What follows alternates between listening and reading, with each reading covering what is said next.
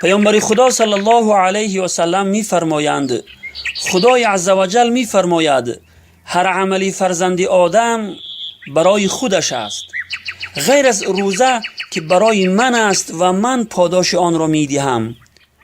و روزه سپری است، یعنی سپری در مقابل آتش دوزخ. پس وقتی که یکی از شما روزه دار باشد ناسزا نگوید و فریاد نکشد، یعنی سخنان فحش و تحقیرآمیز یا سخنانی که سببگار رنجش دیگران می شود نگوید و داد و فریاد نکند، صدا بلند نکند و با کسی درگیر نشود و جنجال نکند.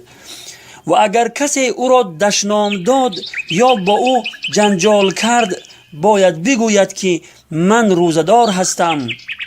قسم به آن ذاتی که جان محمد در دست اوست، همان بوی دهان روزدار در نزد خداوند از بوی مشک نیکوتر و محبوبتر است.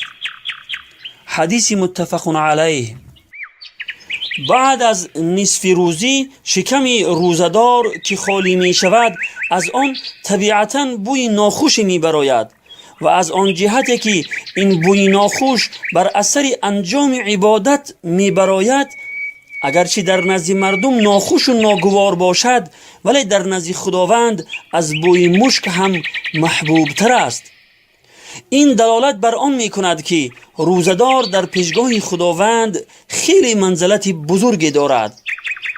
روزه گرفتن صبر می خواهد و با صبر انجام می پذیرد و جزا و پاداش صبر کنندگان را خداوند بغیر حساب عطا می فرماید. خداوند در آیه 10 سوره زمر می فرماید استعیذ بالله انما یوفی الصابرون اجرهم بغیر حساب. بیگمان صبر کنندگان پاداش خود را به حساب و به طور کامل دریافت خواهند کرد. البته چنین اجر و پاداش به حساب برای آن روزدارانی هست که این ارشادات پیامبر خدا صلی الله علیه و سلم را به هنگام روزداری کاملا رعایت می کنند.